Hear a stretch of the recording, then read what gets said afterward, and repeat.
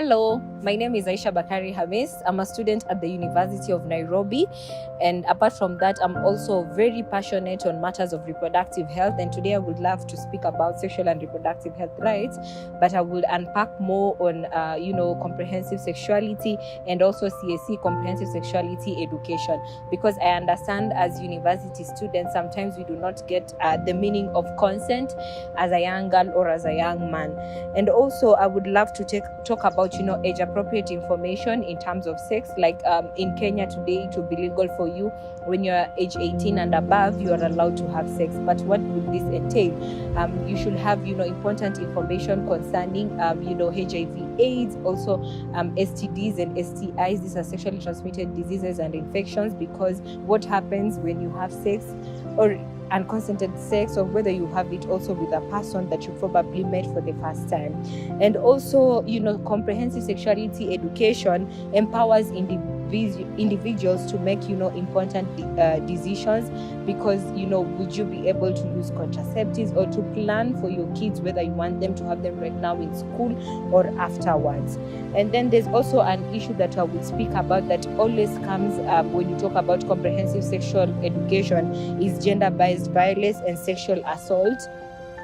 As a young adult, you need to address issues with your partner in terms of violence, whether you are ready to have it or not, and then also providing support if you are a survivor of, or rather a victim of unconsented sex. So you need to have a right or to visit a counselor here around in school to speak about issues around GBV. That would be very important. And then I would speak also reproductive rights and autonomy, that is your own body autonomy, and to give permission.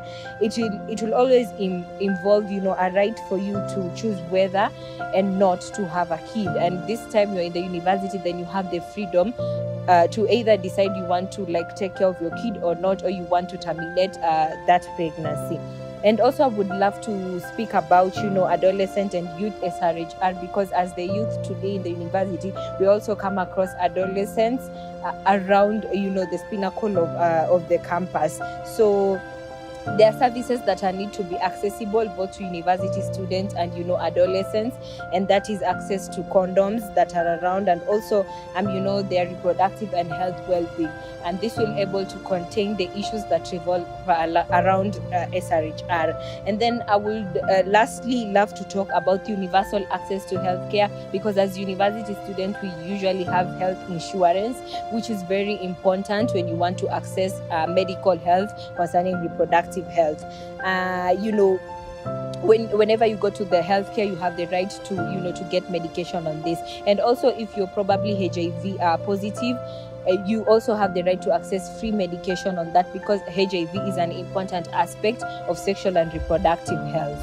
So as as young girls, we need to have information about that, and also young men out here, because at the university most of us are between age 18 to 26, and we're always active agents of sex. And then lastly, I would say contraceptive access and family planning. It is very important, though this is a topic that is shied away upon. Facilitation is being accessible worldwide, and we have organizations that support this freedom of accessing this. We have PEPFAR, we have AMUD, that is an Adamadga Universal Relative.